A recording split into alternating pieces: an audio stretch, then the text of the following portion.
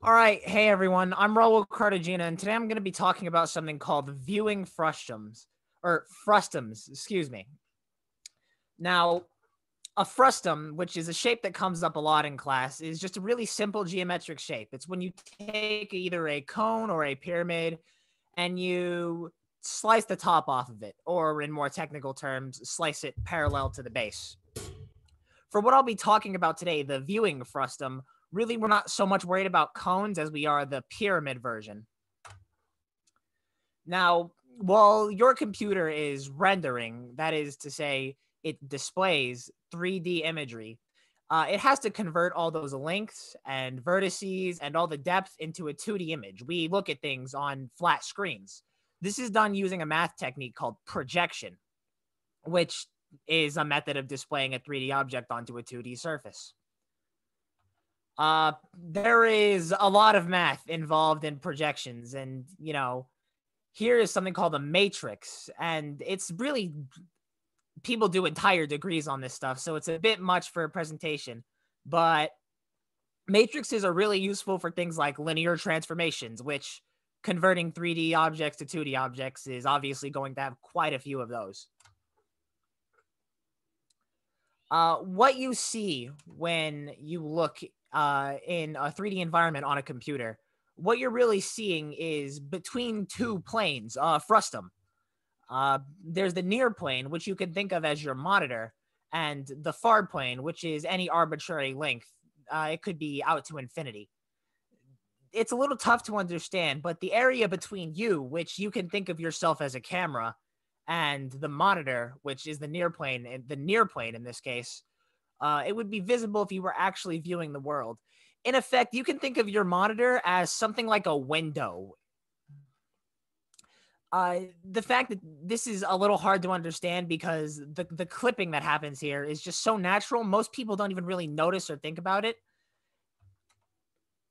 And it lets computers save resources through view frustum culling.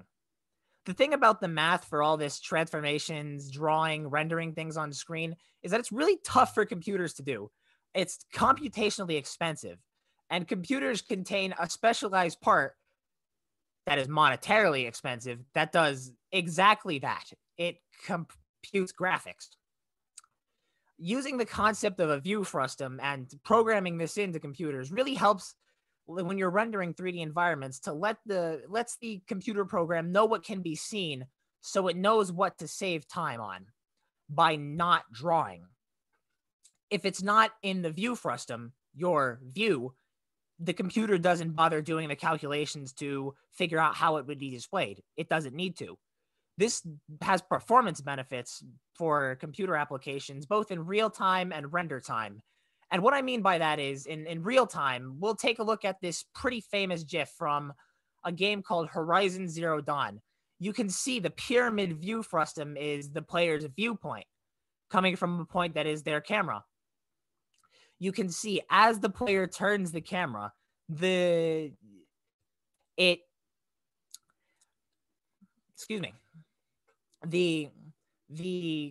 game chooses not to draw certain things, and that allows it to save time and save performance. These objects are still there, it's just the calculations to draw them aren't being done. And now render time, on the other hand, not just games make use of this technology. Anything that has to do with 3D animation or rendering, they make use of frustum culling because it's very quick to implement, it's very easy, and it's really effective. You are probably familiar with the animated cartoon Toy Story, and here to the right I have still from before the finished movie was rendered out. Toy Story made use of frustum culling as to help save time when rendering out these images. Toy Story was made in 1995. Computers were not very good. So every single frame that is still image of Toy Story could take anywhere from an hour to over 30 hours to develop. Even with multiple high-class supercomputers from the time running, it took months to render out the entire film. I just invite you to imagine how long it would take if they could not save the computing power and increase the speed of this by using something like frustum culling. and instead had to render entire scenes rather than just slices. And that's about all I've got. Thank you.